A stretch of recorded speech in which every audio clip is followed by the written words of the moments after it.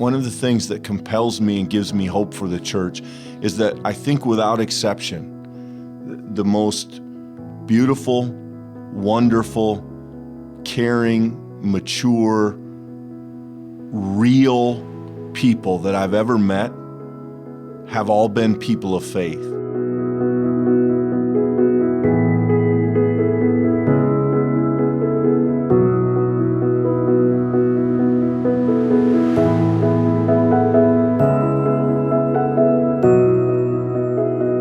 Friends, welcome back to the Pastor Talk podcast. Good to have you with us. Thanks for joining us. We've been working on this series roughly called Stuff That Bugs Pastors, and it's just been a look over the last several sessions, things that happen in the church that can be frustrating to the people in the church, particularly to maybe leadership in the church.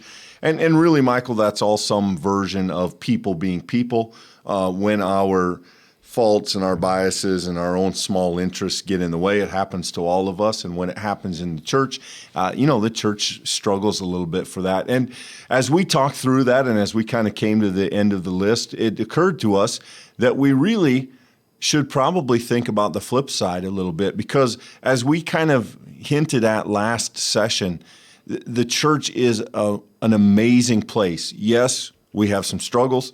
Yes, we have some warts. Yes, we have places we get it wrong, but when the church gets it right, friends, the church is an incredible, amazing organization. When we live into our calling to be the people of Jesus Christ and to act that way to one another and to others, when we get that right, the church is like no other organization. I do think there is something, and I want to be careful with these words. I'm using them intentionally. I think there is something sacred, something holy about the church when we have those moments. And our hope is always to live into more of those moments. So we want to spend a couple of weeks celebrating the places the church gets it right. And you can see we've changed our label this morning. Stuff that delights pastors. And so we thought it would only be fair if, from our perspective, we tell you a few of the things that excite us about the church and a few things we celebrate about churches in general. I think we've got to be careful here, Clint, because it would kind of be easy to just go back over the talking points of the series that's come before here, and we could just reverse it all, because in so many ways, it is the flip side of the coin. As it is in life, oftentimes our greatest weaknesses are opportunities or places for our greatest strengths to be known. Of course, from the Christian context, we understand that in our weakness, God's strength is made known. It's God's grace that works through the midst of the gathered community that we call the church. If we look at the sum total of our abilities separately, that's always going to add up far below what the church is called to be and what it's capable of being by the power of the Holy Spirit. And that becomes really enfleshed. It becomes real. It becomes practical. When you get to sit in the church office of pastor, when you get to sit vocationally day in and day out in the role of helping to try to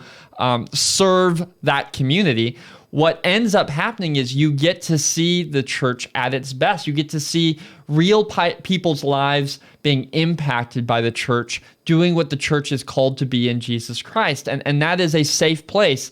Of course, Jesus uses that image of a flock and having a shepherd. And we have this idea that the church can be a place where people thrive. And when it does that, when the church becomes a place where people can thrive, then you begin to get to see people's lives actually change. Sometimes, Clint, that happens quickly. There are some moments of transition or moments of realization in people's lives where things really almost transform before your eyes. You see it happen. That's incredible. In some cases, I might even say it's holy to watch that happen. In other instances, I think you see that happen over a long period of time. If you've had the ability to serve and work with people over a longer season, it can be remarkable to see spiritual growth that happens in a decade. And that is also a really amazing, incredible, holy work to see. So it's a unique vantage because on one hand, yes, we've spent how many weeks talking about places where the church can go wrong. But we affirm that there are so many times when the church is living in the fullness of grace that real people's lives are changed for the better. And that's an incredible gift to get to see. Yeah, and the church is complex, right, Michael? I mean, there's multiple members, and there's always a lot going on at any one time. And so it is not like a light switch where sometimes the church has it wrong and sometimes the church has it right. It's a mixture. At any given moment in the church, there are things we're doing well and celebrating, and there are places we're struggling. That's how people work. That's how life works. It's certainly how organization works. But within that, I agree 100%. This idea of change, of seeing people grow, one of the truly blessed opportunities of our tasks as pastors is that we get to walk with people through their life.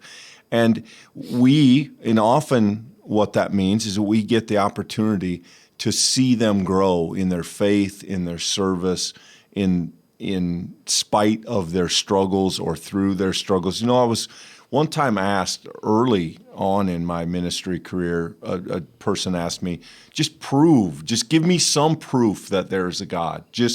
I'm willing to go along. I just need proof. And as I thought about it, the only answer I could give was to say, I can't prove anything to you, but I can tell you that since I've been in the church and in the faith, I've seen a number of people change their lives.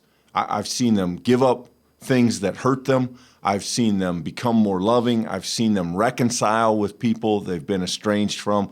And it's been my experience that people don't change very well or very easily or very often on their own. So if I'm to offer any proof, it is to say that in places where we talk about the faith, I think we see people change for the better more often. And for me, that is a wonderful testimony of the church. We ought to be the place where, Paul says that this is what some of you used to be when he talks about sins. And he says in the church, some of you used to live those lives, but now you don't anymore. You've grown past those things.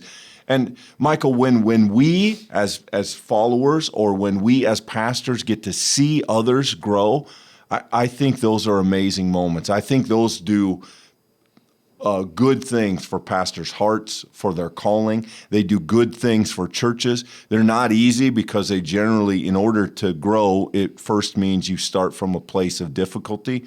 But when it happens, it's a wonderful testimony of the work that God is doing in a faith community and the way that connects with actual people's individual lives, not just coming together on Sunday to worship, but really making a difference in the way that they live and in who they are, who we are outside of the church as well.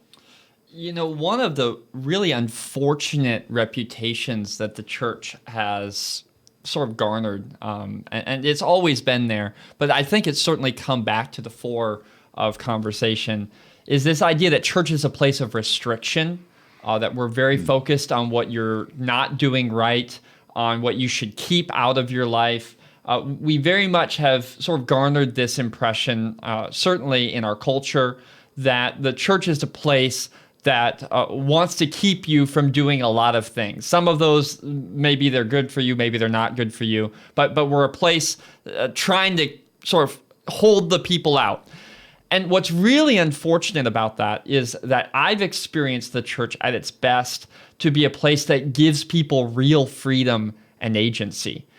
We are a people who seek week after week to return to our deepest values. Clint, an example of this, I just recently finished a book, sort of like one of those armchair philosophy books, kind of a light reader kind of deal, but talking about what it means to live your best life.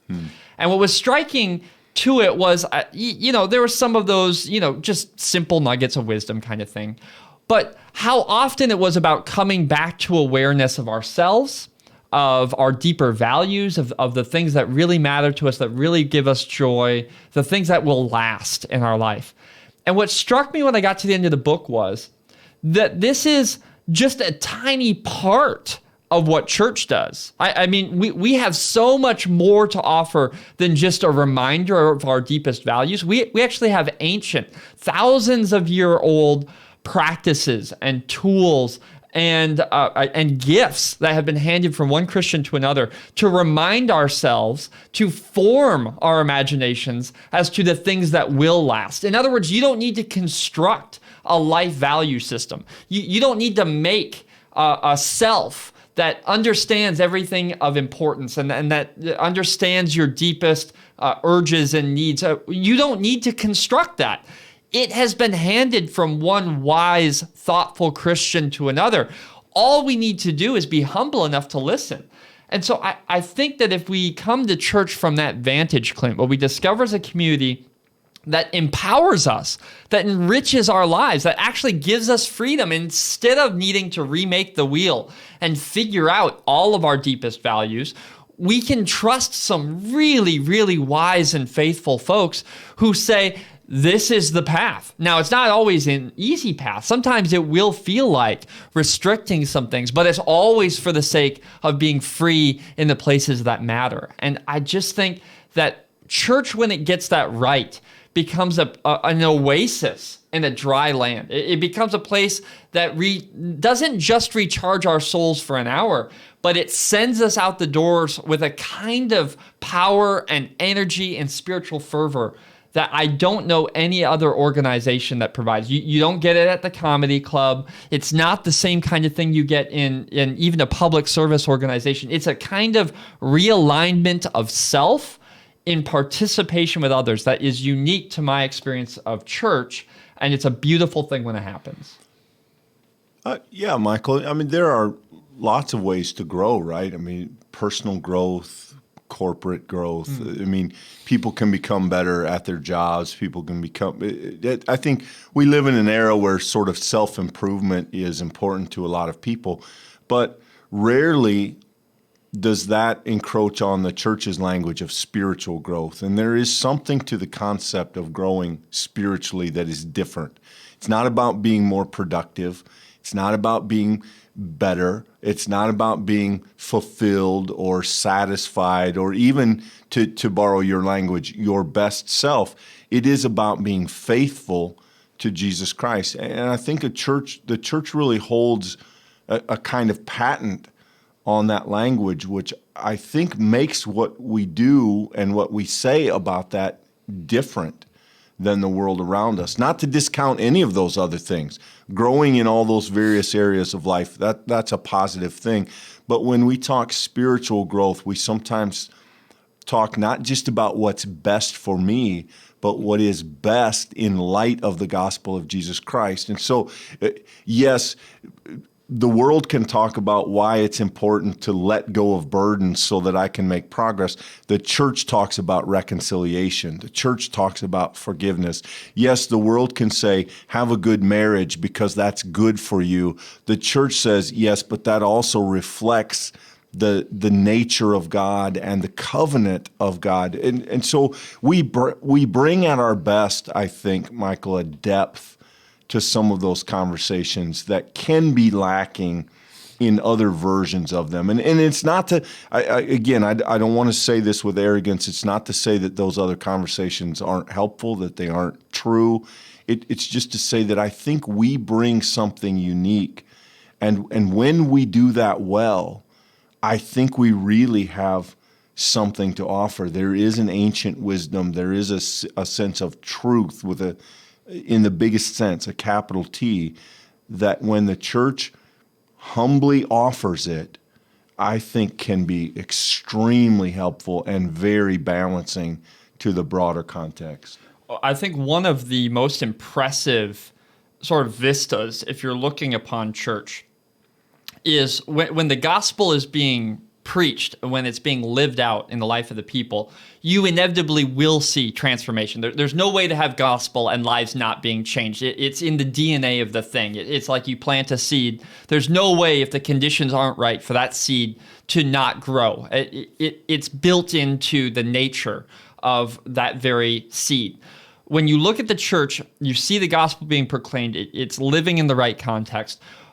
what I think is impressive is every life that's transformed. But from a pastoral vantage, what may be slightly unique when you get to see all of the conversations happening simultaneously, there's this kind of horizon that stretches out in front of you, if you will allow that metaphor. And what happens is when you can begin to see that transformation happening in radically different people at radically different times of their life. You may have a young family bringing a child for baptism, literally starting what it means for them to be parents, beginning this idea of family. And then on the other hand, you have a widow who's been without her husband for 5 or 10 years, living in a new kind of season of her own life, serving, growing, being transformed. You have that in the midst of retirements and people getting diagnoses that most of us could not even imagine. And all of this is happening simultaneously. These people serving together, praying together, worshiping. It's hard to put into words the kind of nuance that you begin to see. It's not just one plant growing and budding. It is a whole garden of them. And when you see that transformation happening in people who in no other circumstance are really sharing life together, they're just not, by season of life, by hobby, by all of those things that we sort of separate out by, they would not be at the table. But in church they are. The same gospel is producing fruit in all of these varieties of circumstances. And it is a testament to the robustness of the faith that we have been given. It has nothing to do with sort of the rigors or the rules. It has everything to do with the innate power of this good news to transform community. And when you get to see it happening on that wide horizon, that larger garden, to use that metaphor, Clint, it is inspiring. I mean, it's delightful.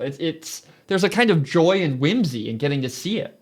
Yeah, it is one of the true privileges of our job, I think, Michael, that we have an increased number of those moments to have insight to people's lives. So we get a lot of those looks at what faith and what growth looks like. And I think I find those very inspiring. I would list many of them as the kind of things that in my own life have compelled my faith and have strengthened my faith and challenged my faith. You know, I have had the privilege of walking next to couples who faced devastating relational challenges and yet rebuilt strong, healthy marriages. People whose lives were slipping away to addiction and out of control behavior, who return to the humble confession of I need to be made right with Christ and pursue that and regain a measure of health. People who have carried the burdens of broken relationships with family members and carried things that they couldn't forgive and finally get themselves to the point of saying, I don't want to live with that burden. I want to let that go. I want to pray for that person. Whether or not reconciliation could happen in the actual relationship, at least at a spiritual level, to say, I don't want that anger. I don't want that anymore. I'm willing to put it aside. You know, to see people grow in just the various ways that we sometimes have glimpses to. And again, in those moments, I think when that happens in the context of the church, the person is navigating that individually, but they're doing that with the support, whether it's outspoken or not, whether the church is aware of it or not, they're doing that with the support of a community. And to see a person tackle a challenge in their life in the faith, and to say that part of it is being surrounded by their brothers and sisters in the faith, that's a staggering thing, Michael. I mean, that it is so humbling. Most of the people they sit with in church don't even know what's happening. Yeah. They see that couple and they think, oh, that couple, it's good to see them. They don't know that couple's hanging on by a thread. They don't know that person's battling some addiction. They don't know that person has been devastated by something someone else did to them, and they're desperately struggling to understand what forgiveness looks like in those moments. But they are connected to it. They are a part of it. And as a person who sometimes catches a glimpse of the bigger picture and the way those threads intertwine, it is, I almost don't have words for how wonderful and beautiful it is, again, and such a, for me, such an important understanding of what it means when we call ourselves church. Because to an outsider, it may just look like we're coming into the sanctuary and having worship, but when you know some of the stories of the people who are there, it is immeasurably more than that. So, Clint, I've had sort of a growing awareness of that, I think now in 2 stages, if you will allow. So the first stage happened relatively early on, because though I served as an intern in some churches and, was certainly a volunteer and those kinds of things, it is different when you take upon yourself the vocation of pastor. You work with a kind of consistency amongst the people, and it's probably too soon, honestly, how quickly people by office, by vocation, they give you trust. It's incredible, actually, how quickly people will allow you into their life. And so very early on, I remember that awareness being in the sanctuary with a congregation and seeing in the number the sheer shocking variety of challenges that people were facing in their life, the kind of diversity of celebration, realizing 50 years of marriage right there, cancer diagnosis there, addiction there. And that first awareness was, wow, this is a huge collection of humanity. And there was a kind of vastness in that. The second awareness that came, I think, much, much later was this coming to see that church is not just a collection of these people brought together for the common task of worship. It's brought together for the express purpose of knowing and living and loving one another. Right? That the point is that we are always integrating and allowing those threads to be worked together. That is what the church is. It's a more nuanced kind of experience of the church, and I don't hear this as critique, I think that is one of the inherent weaknesses of going to a massive church and worshiping there every Sunday and not building real meaningful relationships in that place. Because the temptation in that is to be a ship passing all of these other ships. What you miss is the spiritual richness, the vibrant color of lives being transformed in Jesus Christ. No matter what your role in the church is, you're called to be part of the body. You're called to be built into it. And so by nature of that, you should have a connection. Many churches, I think, use small groups to try to accomplish an end similar to that. However it works out in the life of your fellowship, I sincerely pray that you're serving. I sincerely pray that you're finding the fellowship of the gathered body. I sincerely hope that simply you know folks' names, you know the burdens that you're bearing, and you know the things that they're celebrating, because that is not ancillary. That's not just a nice byproduct of being church. I would put to you that is very close to the center of being church, because Jesus Christ is living in those people's lives. He's carrying them in their time of need. He is the one who's brought them to that moment of celebration. And if we miss it with them, we're missing what Christ is doing in a much bigger way. One of the praises of the early church in the book of Acts, Michael, it says that, daily they were adding to their number. So there was growth, which I think we'll talk about maybe either in this session or the next. That is also a beautiful thing about the church. But the other thing it says is that there were none among them that had needs. They cared for one another. Early Christians were known for the way that they cared for each other and to some extent their broader community. And I think when you see the church live that out, when in simple ways, we just this week had a funeral. And as is the case at most of the funerals, we have a group of volunteers who come in and set a reception.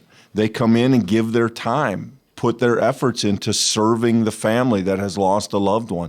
We have that call that goes out and people bring in salads and desserts and et cetera.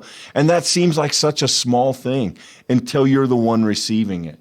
And you find out that people, you may not know them, just by the fact that they go to the same church that you do, you may or may not be in relationship with them, but they took the time to do something because they recognize you're at a moment where some act of care might be helpful to you. And I think when we see that in the church, it's very powerful. It's a very powerful witness to our ministry.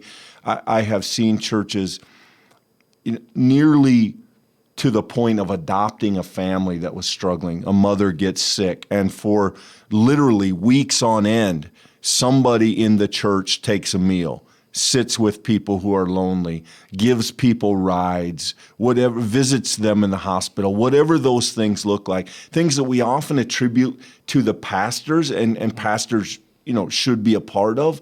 But the church is far more powerful when it's not simply the pastors, when it's the people in the community doing it. And Michael, I will say that, to use our language of our series here, that certainly delights me. And it is always a measure, I think, of when I see those moments in the church taking its call to care for one another seriously.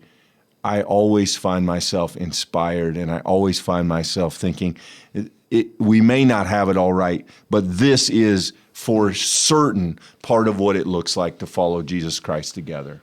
So one of the things that I think is delightful in church is when you see people go deeper in their understanding of faith. And I'll explain what I mean by that in a second. But to start with maybe an illustration of that. I don't know if you've had a similar experience. I remember in high school, we were asked to read some of that classic literature, things, of course, like Moby Dick or the Scarlet Letter, things that are written by some of the brightest minds, the best writers, the folks who are most able to embed many layers of meaning in their writing. And here I am, a high school kid, asked to interpret what that means. And I think, like a lot of my peers, end up going online for summaries, right? Like, what's the thing I need to write in the report?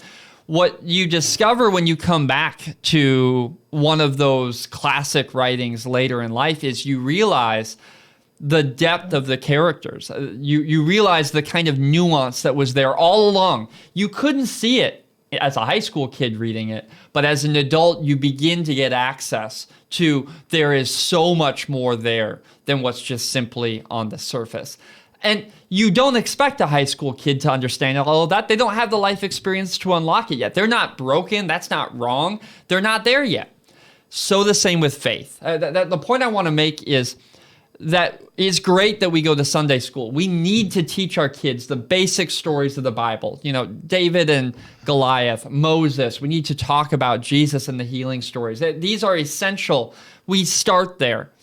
But there's something beautiful, delightful, incredible as people's minds continue to be open. Their faith deepens. They realize that in these stories, there are so many more levels of spiritual wisdom and insight than what we could have ever accessed as children.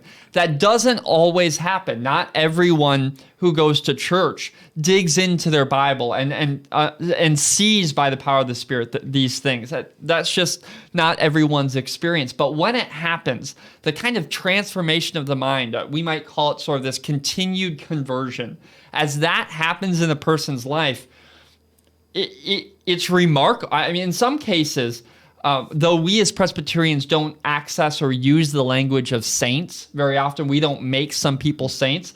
When you're in a room with someone who's done that for 70 years, when they've lived their life and taken their faith seriously, it almost immediately. You can feel the grace. You can experience through both the things said and in a lot of cases the things not said, the kind of depth of wisdom of the faith that's happened. It is remarkable. It's beautiful. It's delightful. And, it's an amazing thing to see that kind of transformation in a person's life. I've lived out most of my adult life in a professional sense within the church, Michael. And so I'd like to think I'm pretty well versed on church. If people want to talk to me about the frustrations of church or the places where church gets it wrong, I generally am never surprised by that. I often feel like, oh, yeah, I could tell you even more. I'm aware that the church has its moments. We have lots of struggles.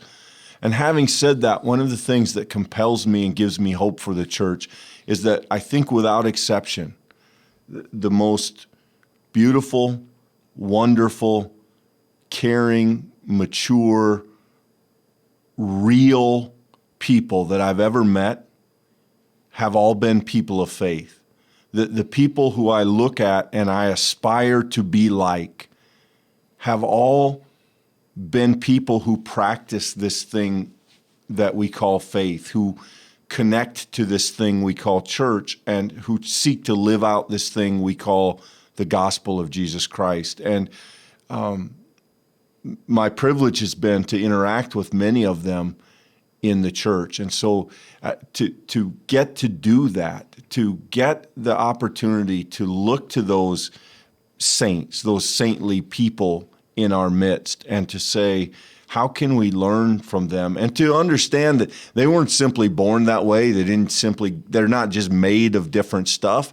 They have formed themselves on the anvil of the gospel of Jesus Christ, made and remade themselves over and over again, seeking to be faithful, seeking to know him, seeking to enact what he wants of us in their life. They've struggled. Most of them have been through difficulties. It's not that they've had an easy life. In fact, often just the opposite.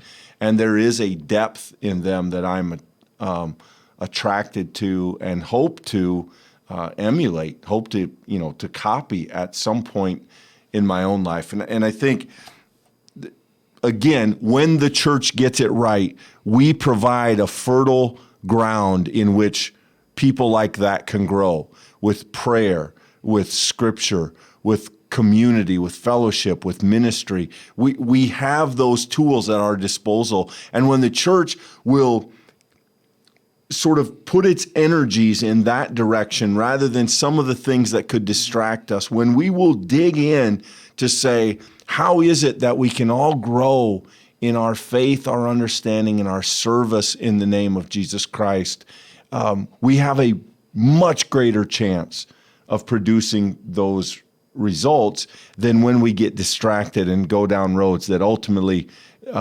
probably won't lead us to those same goals. Yeah, by the way, it's not even close. The vast majority of those people who I've experienced to embody that deep saintly kind of faith are not pastors. 100%. They're teachers. They're lawyers.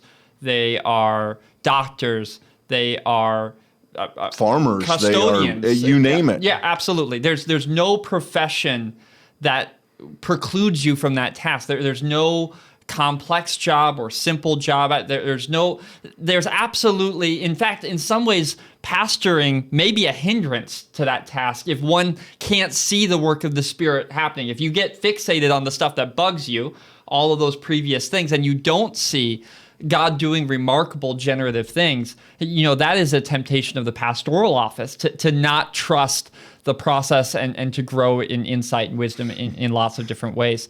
I will say this as well. As we recognize the power of the church to be a place of transformation, I think that image, Clint, of anvil is very helpful because the anvil can sit there gathering dust easily. It can easily become a tool that sits out there, and regardless of how much you desire to be deeper and closer, to be formed and fashioned in a particular way, if you never avail yourself of the anvil, it will not be a useful tool for you. And the church is a place where we experience a kind of fellowship and communion that I would argue you will not find any other place. It is not a perfect place.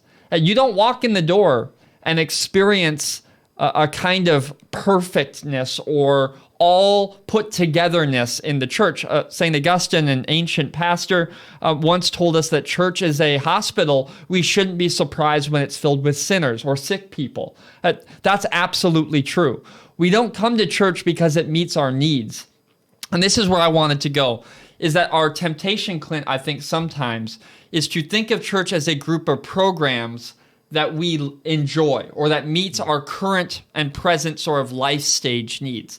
That's good and helpful. I certainly affirm that one of the goals of the church is to build pathways that folks at different moments of life all find what they need within its number. A good, healthy church is going to be working to make that possible. But a church is not measured by the value of its output. That is not ever the image of the church given in Scripture, but rather it's a body. It's a thing knit together so that it can be whole. And that by definition is a slower process. It takes time. It is a place where we find a lot of inefficiencies, like sitting around the table, sharing coffee with one another, may not move us forward in our goal to take kids on another youth mission trip, but it's an essential part of the body. And some of that becomes a struggle for folks. I'll be honest. Some people come to church and it's not glitzy enough. It's not glamorous enough. It doesn't move fast enough. It's not, it doesn't bear all the cultural sort of markers of hip or in vogue. And some of that may be to our detriment. Some of that is certainly to our strength. The ability to say, when we're dealing with the stuff of timeless faith, we can take our time, or we can be a little more persevering. We can have a little bit more patience. And at its best, the church is patient without being afraid of change. At our best, the church knows that we're called to love these people, not just the people inside the circle, but those outside the circle. We're called to love, and we will slowly but intentionally, carefully, and thoughtfully seek to do that task. It's a beautiful kind of dance. It's a lot of things held in tension, but when the church gets it right, it's beautiful. I think that I might have a difficult time explaining this to people who aren't in church often, Michael, but I think for people who have been in churches regularly and consistently, I think this will make sense. The connection that I see between those differences, right? There are churches that are very formal, very, very structured. We might experience as stiff. There are other churches that are very loose, very unstructured. Whatever happens, they may show up not even sure what that's going to be. There are organ churches, guitar churches, storefront churches, cathedral churches. I think underneath that, the thing that intrigues me and that I appreciate is a sense of life. And I don't have a better way to describe it than when you walk into that place, there's a humility, an honesty about who they are. They're not trying to be all things to all people. They know who they are and what they do. They're open to other people joining them. And there's just a passion. There's a real sense of this matters to us. It's not just the thing we do. It's an extension of who we are and who we're trying to be. And having the privilege of serving in a place where I regularly sense that is true here at First Pres, I believe that to be the case. Again, you want to talk about a thing that delights pastors, let them serve in a place where faith seems alive and real and not some structured remnant, and the church doesn't feel like a museum or a place where things are just slowly grinding to a halt. But it feels like there are real people living out real faiths here in the name of Christ together. That doesn't make it easy. It certainly doesn't mean that there are no issues, no problems. In fact, it probably creates some. But there's something underneath that I would have a hard time defining that I do think you can sense. I do think you can feel. And I think when you go into a place that has it, you may or may not ultimately like how they do this thing or that thing. It may not be for you from a style perspective, but you leave thinking there's something real in that place, something good is happening, and God seems present and active. And I think regardless of all of the other parameters, if you look at what we might call good churches, growing churches, whatever way you describe them, I think that's what they have in common. And I do think people who have been in church can sense it when they bump into it. I think if I was gonna try to summarize that relationship, Clint, I feel like it is a beautiful set of nuanced tensions. The thing is, whenever you take the church to the extreme, it will inevitably become a place that lacks life. If the church ever doubles down on only one thing, or maybe two things, it will inevitably find itself carving that thing into stone, and it becomes a kind of sculpture to what could have been or what was at one time. The church that lives in that messy tension of real life, I mean, go into the house of a young family and you're going to find stuff strewn about. Even the best kept home has got toys somewhere, right? And it's got Cheerios in the corner. And it's just reality. When life is being lived, you're trying to keep the house clean, but you're also trying to make sure that you got gas in the car because you're going places, and you're trying to make sure you find time on the family calendar to be together. It's by definition making all of these sort of compromised choices because you're living in a dance. You're keeping the tensions. That is a life well lived. I think that's the same in the church. When we live in those relationships with one another, we're never doing anything perfectly. Nothing is going to get chiseled into stone because, quite frankly, by the time you get done, you probably have to change it again. And that's actually good.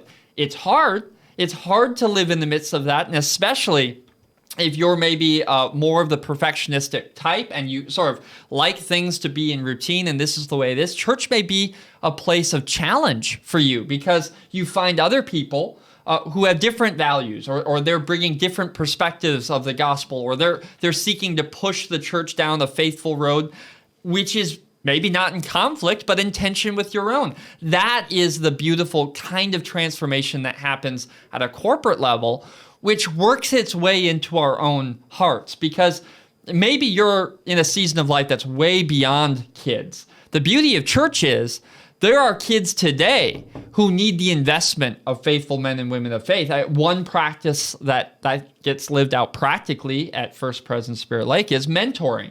Folks, some of which who haven't had their own kids in the home for 20 or 30 years. They, for 2.5, 3 months, walk alongside an 8th grader, learning about what that 8th grader likes, what kind of music they listen to, what sports they're in, and they read scripture together. That is not a small thing. That's a transformational experience for that 8th grader.